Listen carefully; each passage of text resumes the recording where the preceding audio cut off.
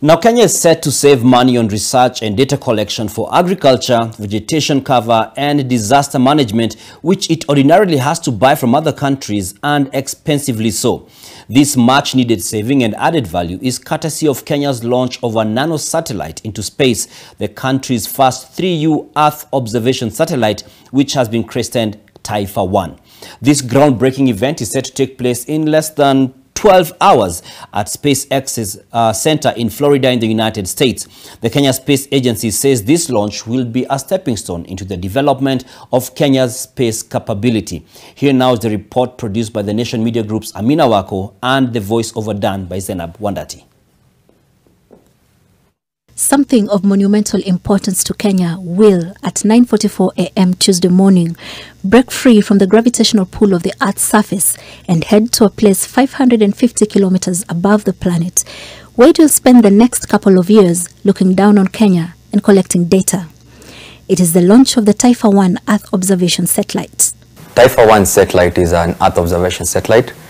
It's a 3U nanosatellite, and it is fitted with a camera for Earth observation purposes. So the camera itself is a 32-meter multispectral camera and 16-meter panchromatic. Taifa 1 is Kenya's first Earth observation satellite that is expected to provide data on agriculture, vegetation cover, and disaster management. At the moment, to get this data, Kenya relies on other countries who charge expensively for it. Taifa 1 is expected to collect data on a radius of 30 kilometers at a time and send the data back to a receiving station, which is currently under construction in Kasarani.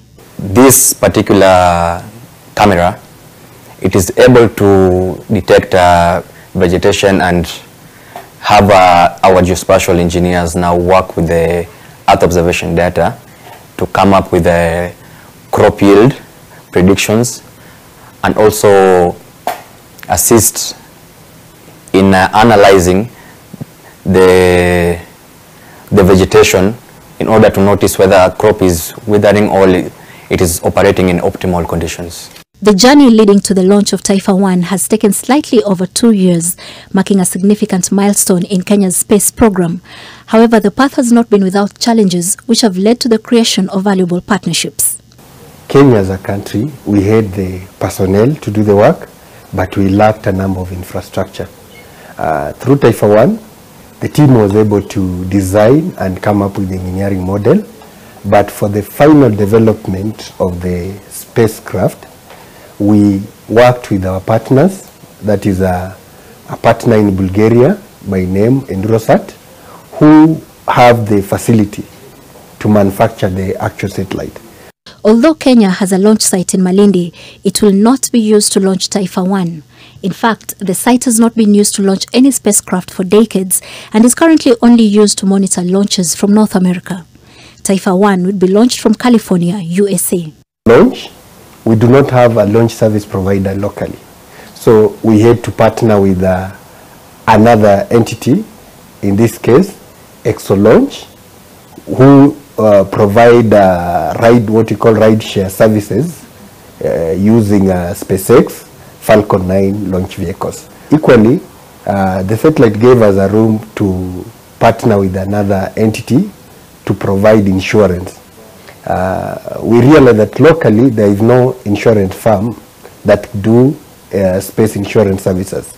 So we had to work with a company by name Marsh Insurance Brokers, who gave us insurance to ensure that our satellite is fully insured. Taifa 1 will fly over Kenya once every 4 days as it orbits the Earth.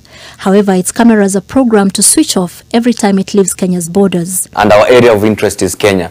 So once it goes beyond Kenya, it is pre-processed or preloaded with commands that it ends taking pictures, and it enters now into a mode where it is either charging the batteries, only charging the batteries, so the solar arrays will be pointing to the direction of the sun.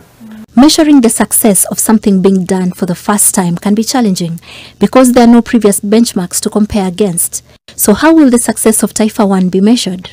If it is well operated, well managed, and it is able to deliver the intended purpose as per the mission, we will say the mission has been successful. Equally, because it is the pilot mission for the state. If it works well, when Taifa 1 succeeds, it means that if we get funding to do Taifa 2, it will be a measure of success, as it will be an indicator that the Kenyan community has appreciated the need and role of the satellites, and we are aware of what they can do. Once launched, Taifa 1 will operate in space for 3 to 4 years. Now, after more years, it will begin experiencing what we call orbital decay. And once the satellite reaches the end of its life, the altitude of the orbit will keep decreasing gradually until it re-enters the atmosphere and burns up. The Kenya Space Agency will host a watch party at the University of Nairobi on Tuesday morning.